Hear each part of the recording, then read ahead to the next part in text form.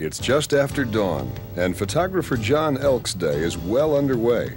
As a stock photographer, John sets his own assignments, and today he's in the wine country of California's Napa Valley to capture some of the local color and history.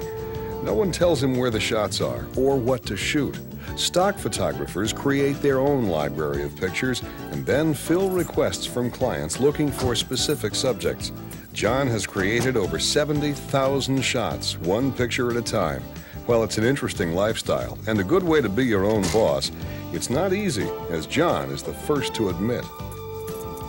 Well, stock photography has changed a great deal in the last 5 years. 15 years ago, even 10 years ago, anybody with a certain stock of photographs, with a certain inventory of photographs, a library, could find an agency fairly easily, ship these images off to that agency and expect to make a few sales.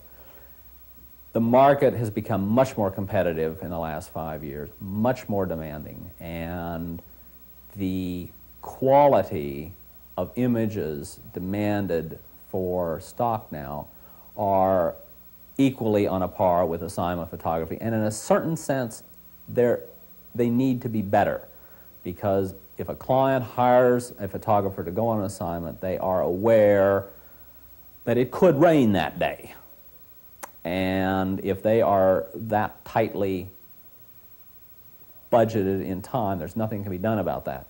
If a client goes to a stock house, they want a perfect picture, and by and large today, stock agencies can deliver that picture.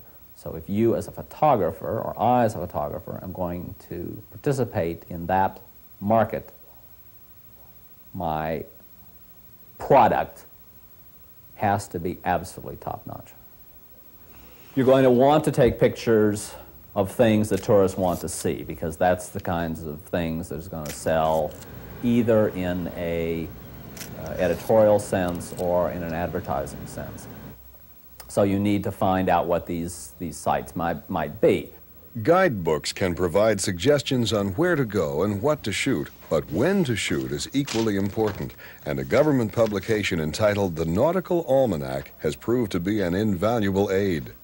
Well, the Nautical Almanac was something I discovered actually only about a year ago. I wanted a publication that would allow me to be at a particular spot before sunrise or right at sunset.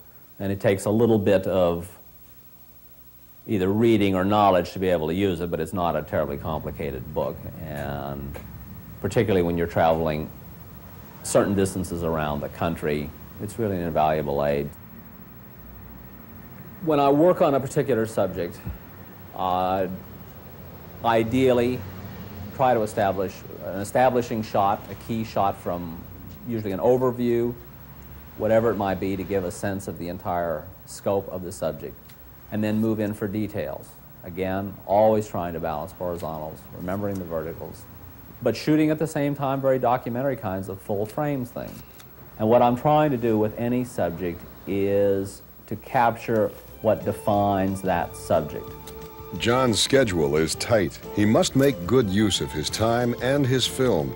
The luxury of bracketing exposures is unknown. John must be sure of his exposure so he can bracket instead compositions.